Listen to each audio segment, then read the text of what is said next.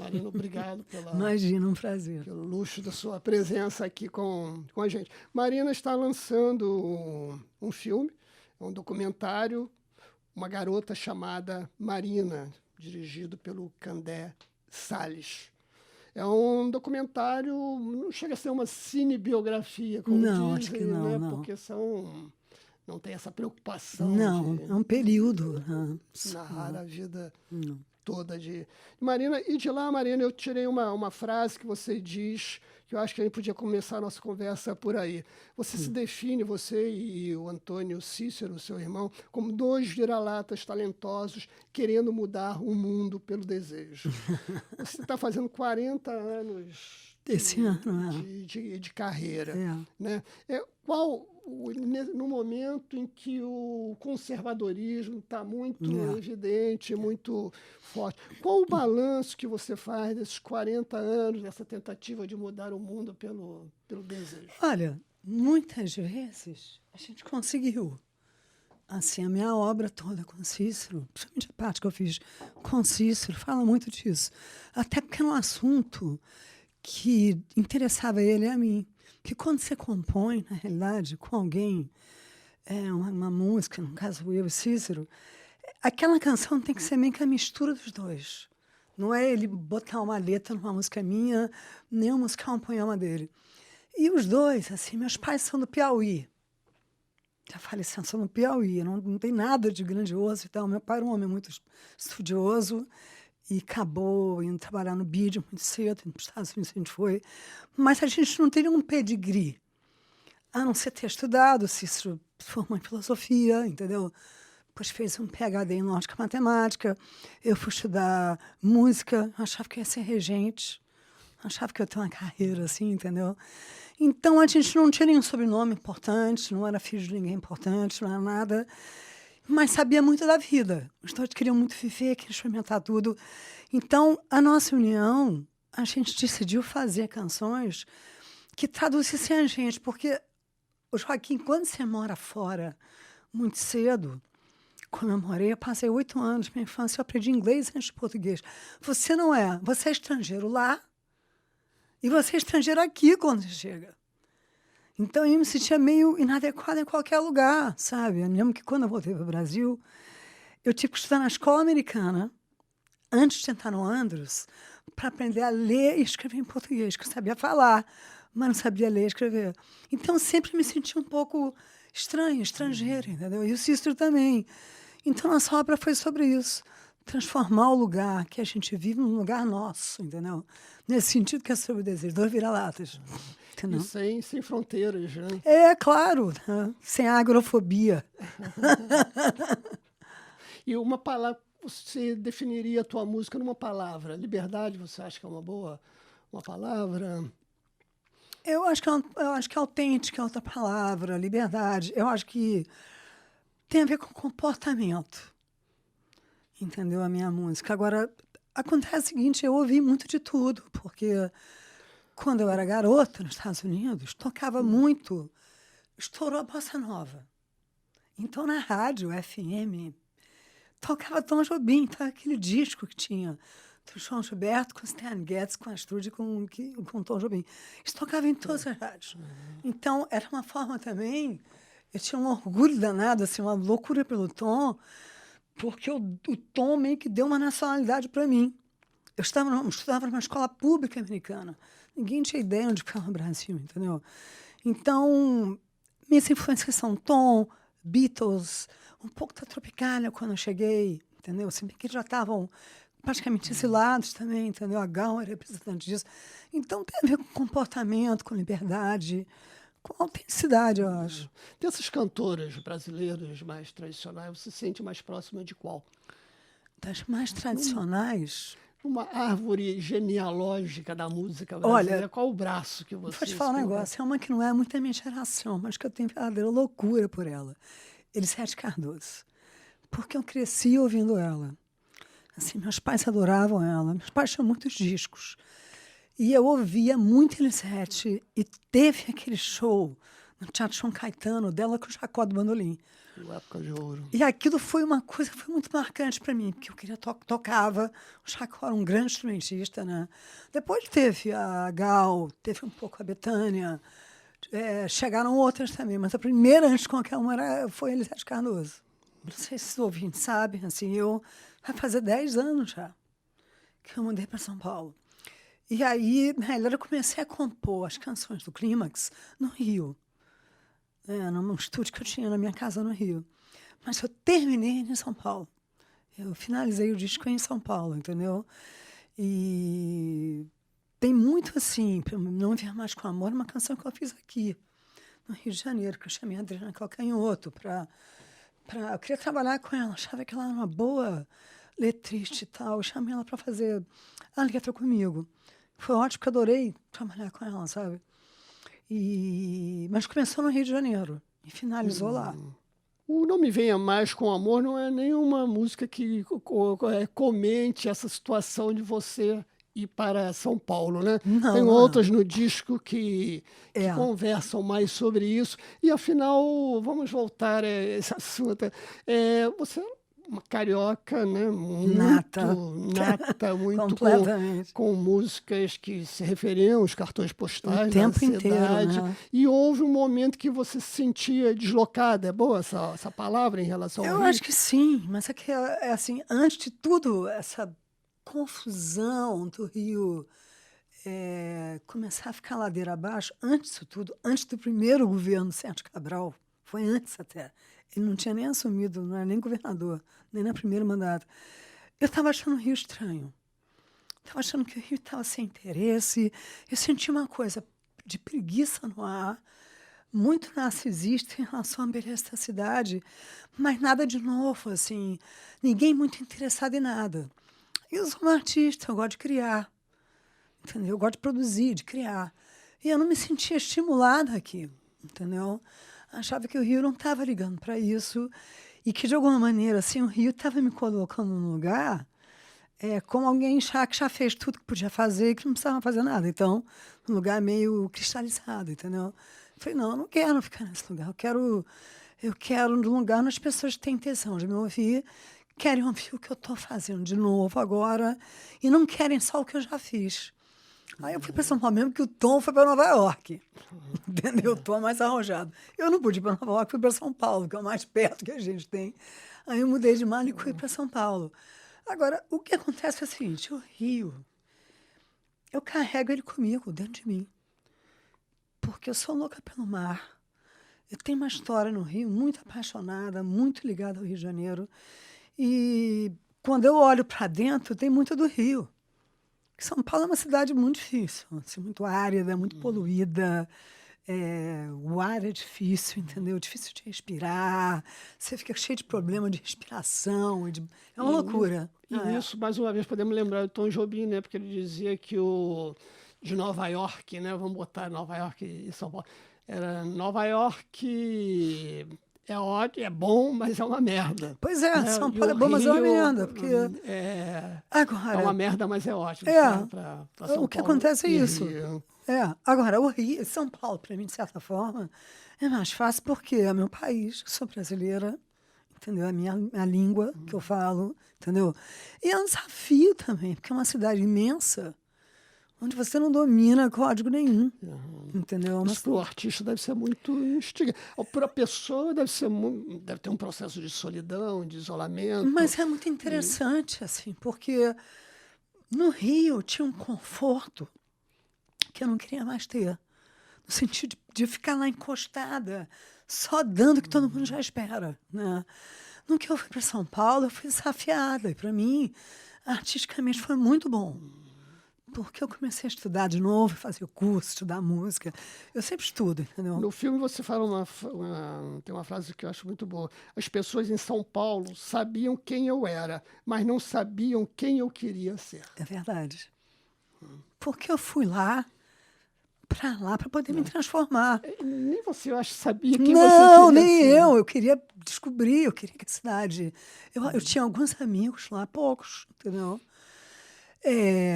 Em São Paulo, mas senti uma afinidade grande com a cidade. por ela ser tão grande também, e tanta coisa acontecendo, e eu poder ficar meio anônima lá, entendeu? Então, ter ido para lá e ter começado a compor lá, e ter que de novo descobrir os signos da cidade e tal, foi muito interessante para mim, sabe? Foi enriquecedor. E o que você gosta de São Paulo como pessoa para viver na cidade? Olha, não é brincadeira essa coisa de dizer que bom lá é restaurante.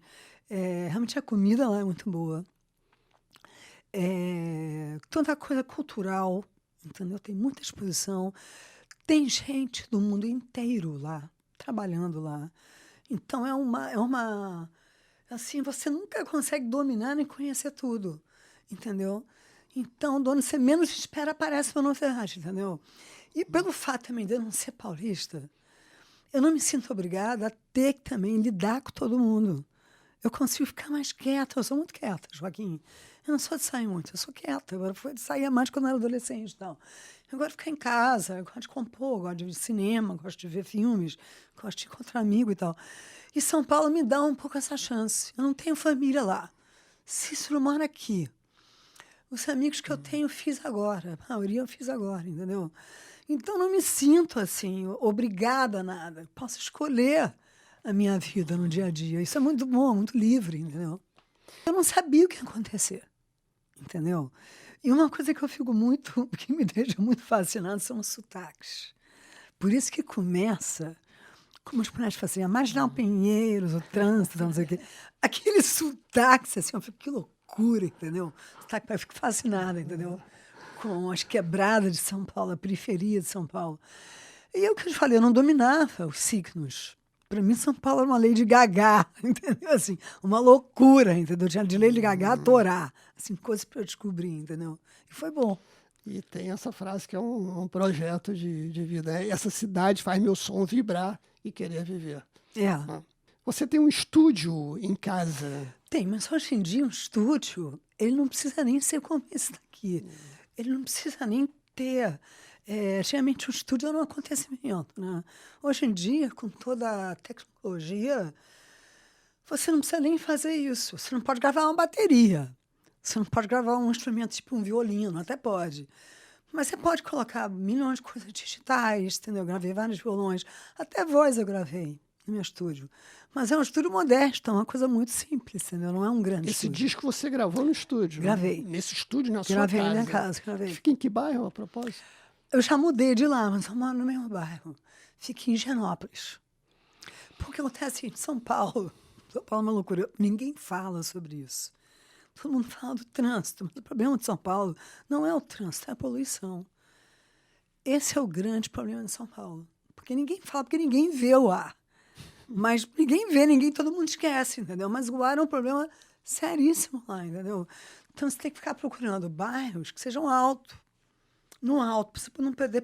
Os jardins é um pântano. Eu fui morar lá, tive que sair correndo de lá, porque tudo desce, toda a poluição desce, entendeu? A chuva desce, a lama desce. Então, você procura um lugar mais alto. Então, Higienópolis é um lugar desse, assim, que é legal, que o ar é mais puro, que é mais limpo, entendeu? Por isso que eu moro lá. Capacidade de sobrevivência maior, não? Em Higienópolis. Não. No filme também é interessante, mostra essa artista, o bastidor dessa artista, essa artista que compõe, você compõe inclusive no computador também. Também. Né? Foi por isso que eu desenvolvi uma relação mais próxima com São Paulo. Teve uma época que eu queria aprender a linguagem MIDI, que é a linguagem de sintetizador com computador. Eu queria aprender, e não tinha aula que só tinha em São Paulo. Não tinha isso no Rio. Aí eu passei 3 meses em São Paulo, acho que foi em 98, 97, estudando a linguagem MIDI. Porque eu não tenho uma banda, eu não faço parte de uma banda, eu sou uma artista solo. Tenho banda para o show. Então eu ficava dependendo muito dos músicos. Eu falei, eu queria me libertar um pouco só do violão. Aí fui para São Paulo, no final dos anos 90, fazer um curso de linguagem MIDI para me dar independência, para poder compor no computador, gravar baixo, simulações e tal. E só São Paulo que tinha esse curso. E isso eu fiquei ligada nisso. Aí depois eu acabei mudando para lá, antes mais tarde. E eu queria apresentar agora o Keep Walking. Você gostou dessa? Gostei. Porque isso é uma expressão, né? Tipo, segue em frente, não desiste, né? Keep walking, né? Fora o negócio do whisky, né? Do Johnny Walker.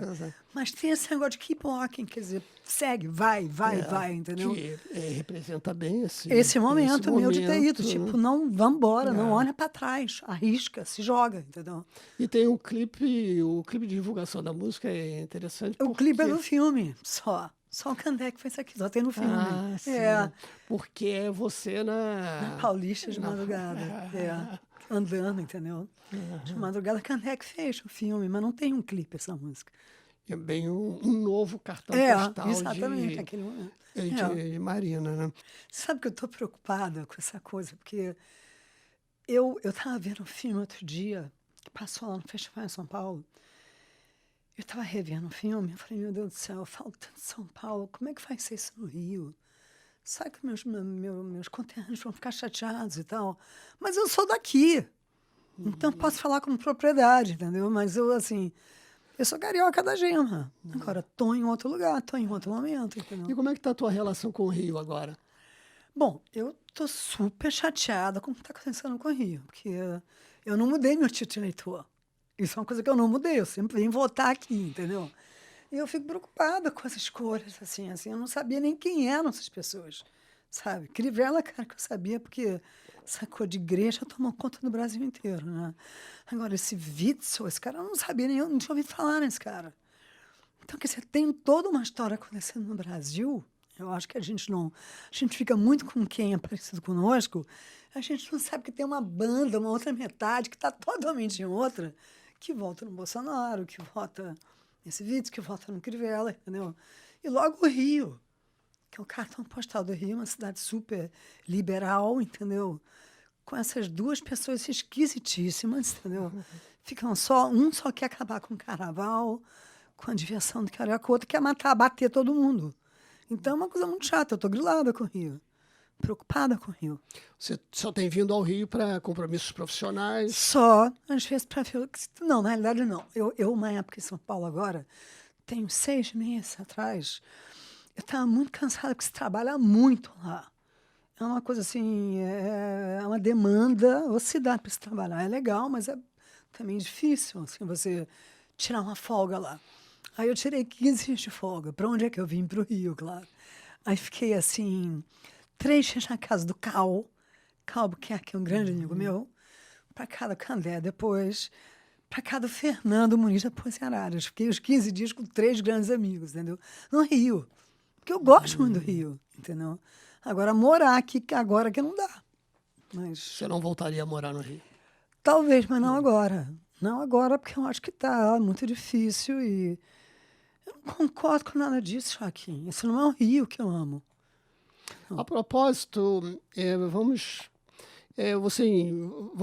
pular para um outro disco, que é o No Osso, que é um disco ao vivo. Eu queria chegar na música da Gávea, que é tá bom. o título da música é Da Gávea, e é um samba. E por que você resolveu fazer um disco? É só você ao violão, né? Pelo seguinte, porque aconteceu um negócio assim, louco. Como eu tive um hiato no meio da carreira, eu falei, negócio da voz, tudo, eu parei tudo. Quando eu voltei, havia, assim, um público que estava ligado a mim do começo da minha carreira. Só que eu voltei muito diferente. Eu voltei muito mais alternativa. Que é uma das razões que eu rompi com tudo também. Eu não queria mais ser a cantora pop. Eu não queria mais esse tipo de coisa. Eu não sou tão normal, tão comum assim. Eu sou mais louca, entendeu? Eu gosto de desafio. Então, quando eu voltei, eu vi que os shows tinha muita gente querendo ainda ouvir só aquelas canções dos primeiros discos, que eu não queria mais fazer. Eu falei, sabe um negócio? Eu vou gravar um disco de voz e violão só, para verem como eu estou, como é que eu estou nesse momento. Tipo assim, olha, tá aqui o disco, para vocês entenderem. Tem vídeo, tem um monte de músicas, tem músicas novas também. Quem quiser continuar comigo, não queira mais isso. Isso já tem os discos todos, entendeu? Eu não sou uma artista de repetição, eu não sei. O que me move é a curiosidade, é o que está acontecendo, entendeu? Eu gosto agora, mesmo que eu tenha saudade de momentos geniais, eu não fico acordando de manhã, ai, o mundo tá ruim. Eu não penso assim, eu penso como é que eu vou transformar aquilo num dia bom para mim, entendeu? Então, eu não queria mais ficar numa coisa de recordar é viver.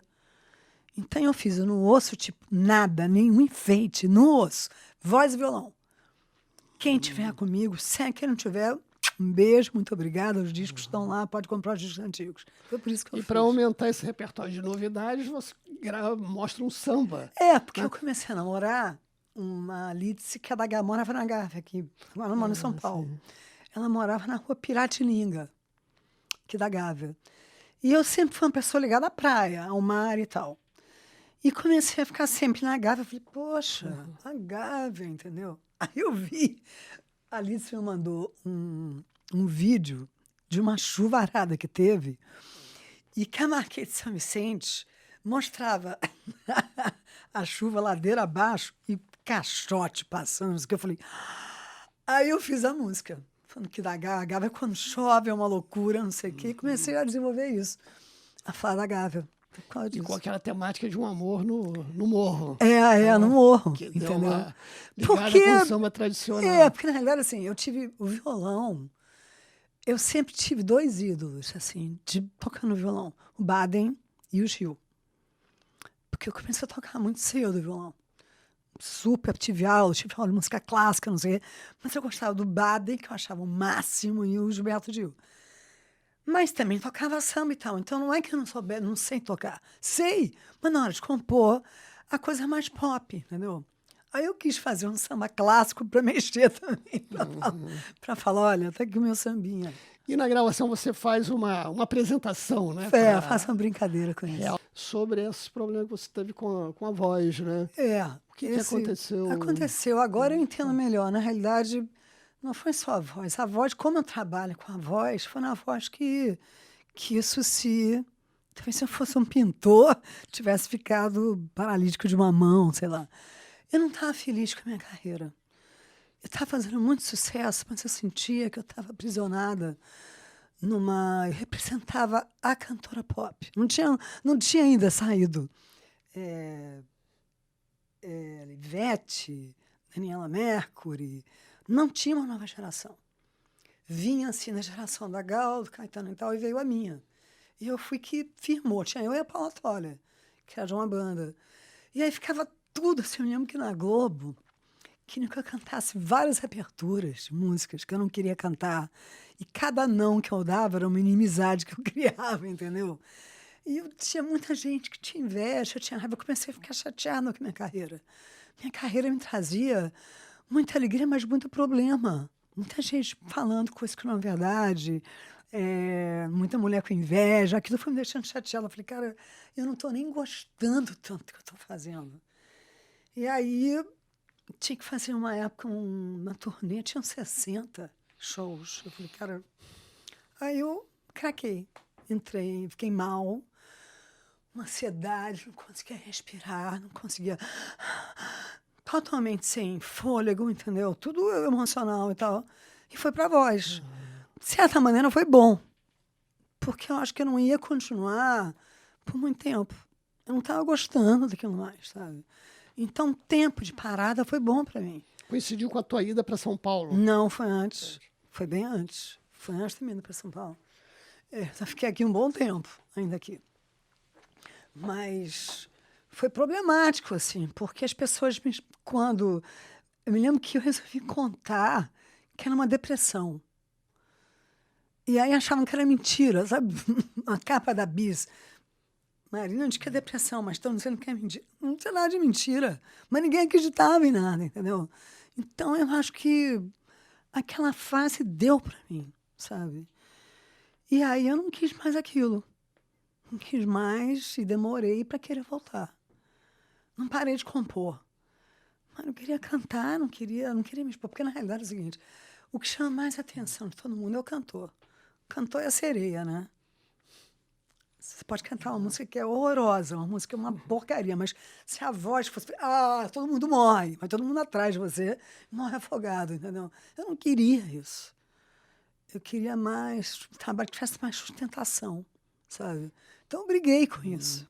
Qual foi a importância da cabala para esse processo? Foi muito importante, porque eu fiz análise muitos anos, assim, mais de 30, sempre adorei.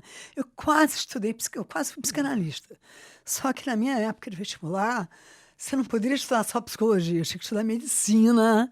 Falei, ai, não, sangue não, fui estudar música mesmo. Mas eu fiquei meio que entre uma coisa ou outra, porque eu fiz muita análise, eu adorava, porque eu ia me conhecendo cada vez mais e tal. Mas análise, e depois passei para análise corporal, bioenergética, healing, fui fazendo vários tipos de análise com Lacan, lacaniana, freudiana, tudo, entendeu? Análise é muito bom para você se conhecer. Agora, a cabala, ela é muito legal para você se relacionar com os outros. Quem se conhece já, estudar cabala, que é uma sabedoria, não é uma religião. Eu não gosto de religião. Não tem nada a ver com religião, não tem a ver com moralismo, nada disso. É uma sabedoria. Fala sobre energia, as leis da energia, sabe? Assim, é o que você dá, o que você recebe, entendeu? É bem matemático, assim. E eu fiquei fascinada. E a cabala me ajudou a me relacionar melhor com os outros, ter mais empatia, entendeu? Pelos outros, conseguir me ver mais nos outros, menos assim eu sendo especial, sabe? Essa coisa é muito importante, porque essa coisa de você conseguir lidar com o anonimato, parar com tanto narcisismo, para mim foi muito importante. Eu sou mais feliz hoje em dia do que eu era, entendeu? E a cabala me ajudou muito nisso. Como é que você se sente hoje com a voz? Eu sinto que a minha voz é minha voz. É como eu sou, como eu canto, entendeu? Sou eu. Desse período, teve uma coisa que eu considero engraçado que eu vi no filme. Foi o período que você fez as fotos para Playboy. Foi porque eu fiquei sem grana, você né? Ficou Eu fiquei assim, sem né? puto. Mas o que eu sem gosto, além das fotos terem ficado muito bonitas, foi que o analista. Exato, você viu Não, uma situação, como foi muito justificar engraçado. isso. Foi incrível pelo seguinte, assim, quando eu tive depressão, eu não sabia que era isso. Porque eu não tinha nenhum histórico na família. Tinha alguém com depressão, então eu não identifiquei logo. E aí me disse assim, olha, talvez seja depressão, procura esse médico aqui, Dr. Arnaldo Goldenberg, que é um homem genial, um homem incrível, me ajudou muito. E eu fiquei ali com ele durante uns 6 meses, assim, totalmente para dentro, com dificuldade de falar, tudo doía, tudo, o peito doía, a voz doía, era uma angústia, sabe, uma coisa assim, um bires da alma, sabe, aquela coisa. E aí, e sem grana, não queria fazer show, dizendo não para um monte de coisas, e sem conseguir ganhar grana. E eu nunca fui de guardar dinheiro, eu sempre fui de viver o presente, então nunca guardei. Peguei isso do meu pai, foi um péssimo exemplo, entendeu? Não valorizar tanto, valorizar para um momento e tal. Então, quando a grana acabou, né? E aí, a minha carreira inteira, a Playboy, ano sim, ano não, me chama para posar. Eu disse assim, não quero e tal. E aí eu falei, não, tô sem grana e tal. Ele falou assim, e a Playboy? Eu falei, não, eles não me chamaram agora não, mas se eu ligar, ele falou assim, por que você não posa, né? Eu falei, será? Eu acho que você devia posar, você continua linda, só eu que tenho contato com isso, mas ninguém. Eu falei, não, depois de tudo isso, depressão, some, como é que eu vou justificar um negócio desse? Aí foi que ele falou, diz que é prescrição médica. Aí eu fui, aí eu mandei ligar. Eu mandei uma advogada ligar. Tinha atestado médico. Mandei uma advogada que eu conheci em São Paulo, a Denise, ligar e falar, a Marina quer posar. Aí na mesma hora toparam e eu posei. Marina, desse disco no Osso, tem uma faixa com estrobo. Tem. Que é o Partiu. Né? Como é que você encontrou o Estrobo? Foi o seguinte, o Estrobo é uma banda de Belém do Pará. Belém do Pará tem uma tecnobrega, né? Calypso, Joelma, tudo veio de lá, né? Do Belém do Pará. Tem uma coisa de guitarrada, eles são muito bons. E aí, eles fizeram um remix da música Partiu pro disco no Osso, né? E o remix era eletrônico, o disco todo, voz e violão, e o remix era eletrônico. E aí eu gostei do resultado, achei engraçado o resultado. Fui ver um show deles. Fiquei horrorizada com o show. O show, ao vivo, aqueles dois caras, era tão bom, chegaram a uma coisa até agressiva de tão bom. Porque elas eram uma fome, assim, o baterista, assim, faltava... Era assustador de tão bom aqueles dois caras. Eu falei, meu Deus, porque ao mesmo tempo, assim, que era uma banda eletrônica de Belém do Pará, ela poderia tocar em qualquer lugar do mundo. Tinha uma coisa de música industrial, sabe? Tinha uma coisa mundial, assim. Ao mesmo tempo tinha guitarrada. Falei, cara, que coisa incrível esses caras.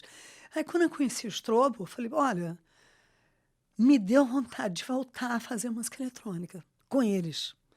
Aí fiz um show, montei um show com eles e tal. Um período grande, assim. Eu com o Strobo. Foi assim. E fez essa gravação com eles, né? Foi, que fiz é uma música com eles também, chamada é Vingativa. Toca no... Mas no disco é o Partiu. Partiu. Partiu. Você abre o disco, né, com uma versão acústica, né? E fecha com E eles, depois fecha com eles. E você continua em contato com essas novidades da música. Você continua, você acompanha o movimento musical? Acompanho. É claro que eu tenho meu gosto, assim, eu não gosto de tudo. Mas volta e meia eu descubro umas coisas assim que eu fico de boca aberta, assim. Como o Brasil é talentoso, assim, no futebol e na música, é um absurdo, assim. As pessoas têm ginga, elas têm mesmo, entendeu? Então, mesmo assim, um país pobre, tudo, as pessoas inventam, quando o funk mesmo, a linguagem do funk, as pessoas com instrumentos digitais, assim, os piores possíveis, com qualidade mais, fazem revoluções que tocam no mundo inteiro, entendeu? Isso é o Brasil, sabe? E foi engraçado em São Paulo também, porque eu conheci muita gente que eu não conheceria aqui no Rio de Janeiro. Porque nem todo mundo vem aqui para o Rio. Muita gente vai para São Paulo tentar viver. Porque o Rio já é muito disputado, era muito disputado, é uma cidade menor e tal.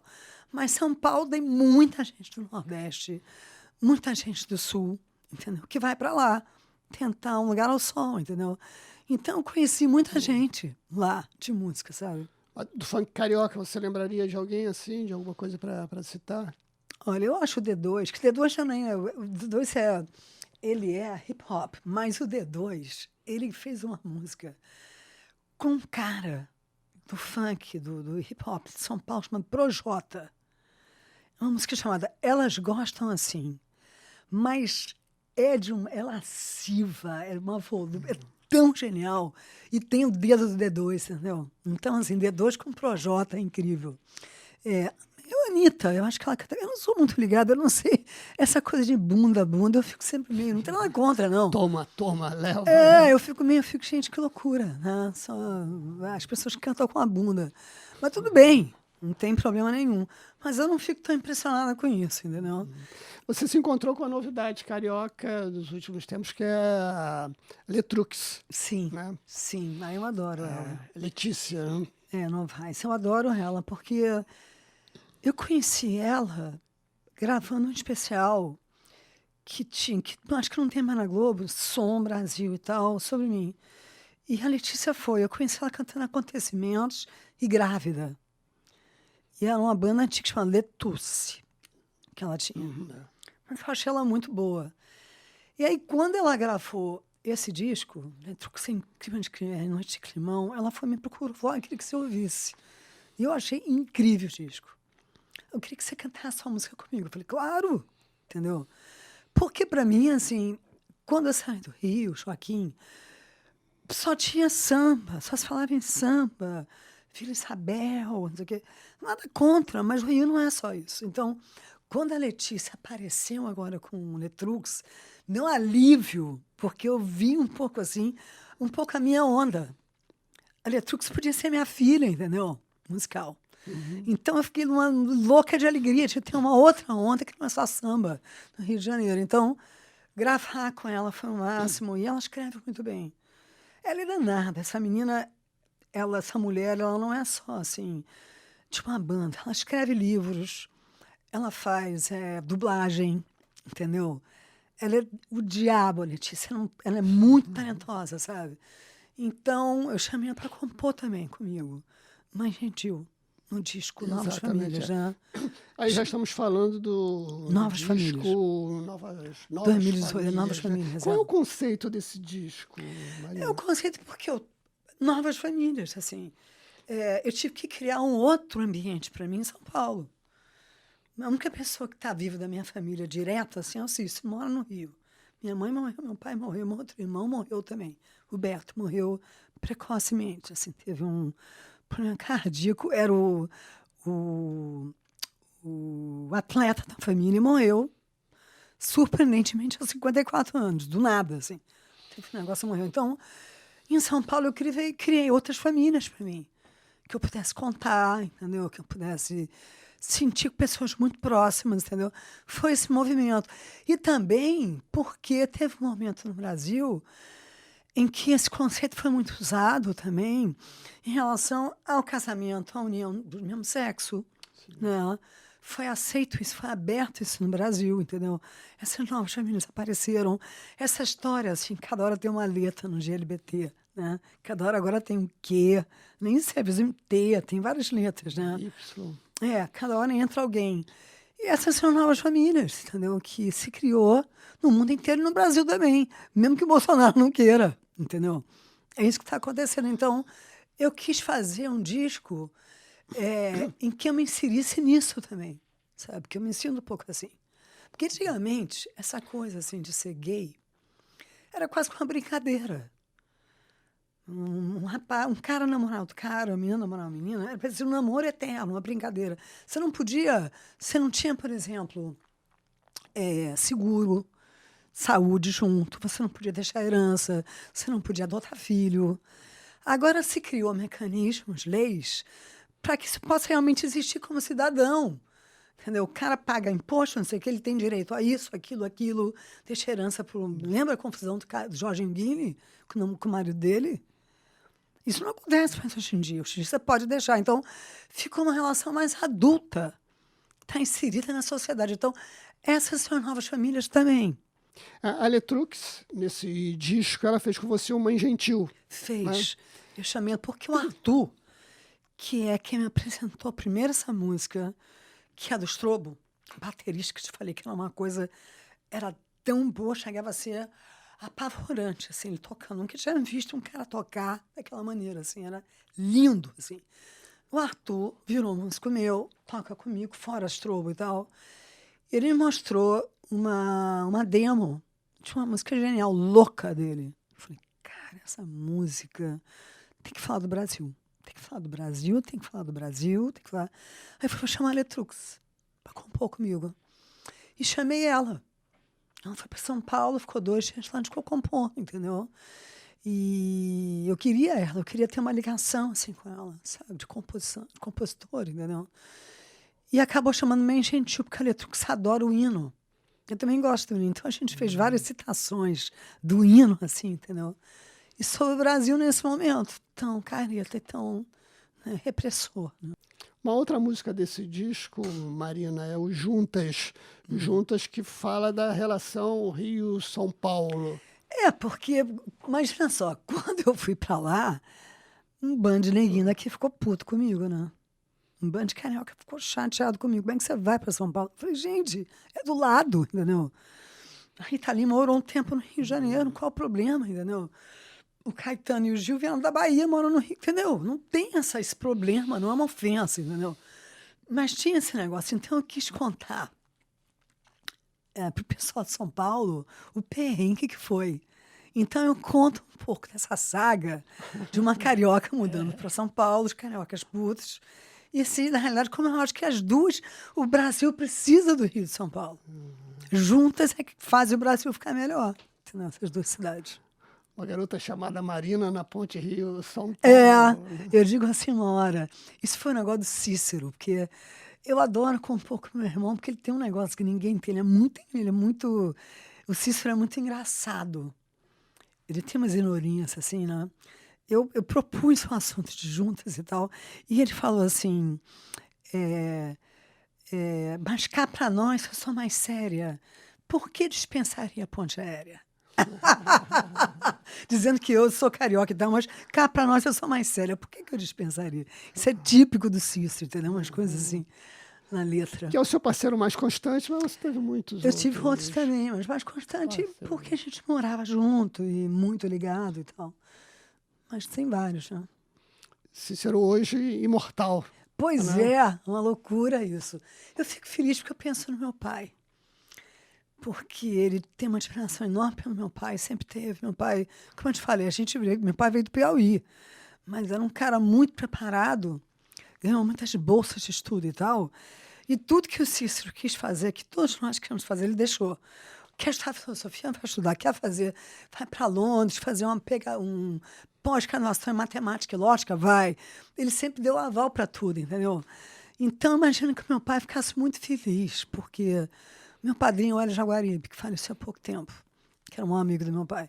Então, na academia, eu tenho vários amigos do meu pai também, entendeu? Então, agora o Cícero está lá. Então, eu fiquei feliz pelo Cícero. Assim. E a sua mãe também foi muito importante para você, né? Muito importante. Eu acho que de que maneira ela foi importante? De que maneira ela moldou a sua personalidade? Tudo em relação ao segredo das mulheres. O segredo de ser mulher. Olhar minha mãe se maquiar, o gosto dela, como ela recebia, sabe? Ela sabia pintar porcelana, a maneira de se vestir, a maneira com que ela recebia, a delicadeza, o humor, assim. Meu pai não vivia sem ela, entendeu? Porque uma época meu pai ficou sendo o representante do BID no Brasil. Então tinha muitas recepções o tempo inteiro, entendeu? Então a maneira que ela recebia, a maneira que ela sabia, o traquejo dela, sabe? Eu aprendi muito vendo ela.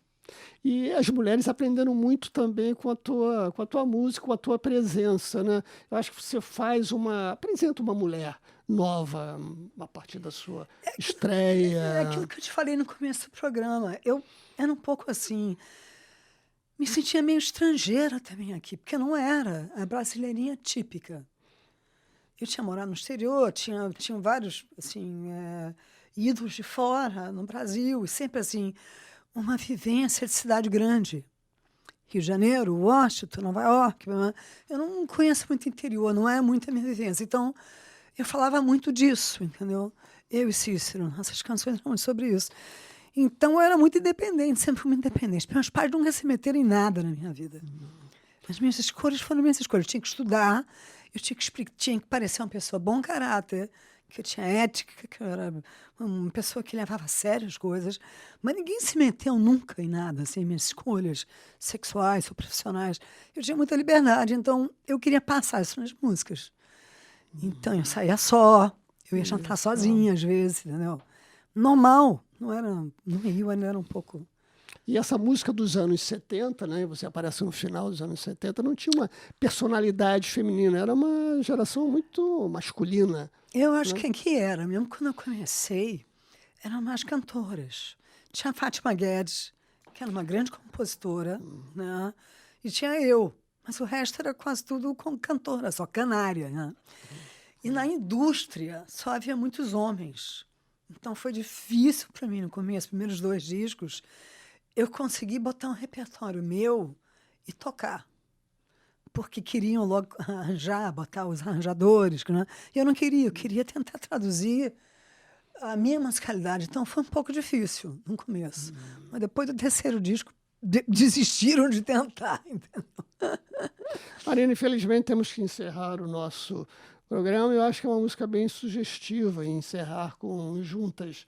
Tá né? bom, Rio e São Paulo, que claro. aproxima esses dois momentos da tua Sim.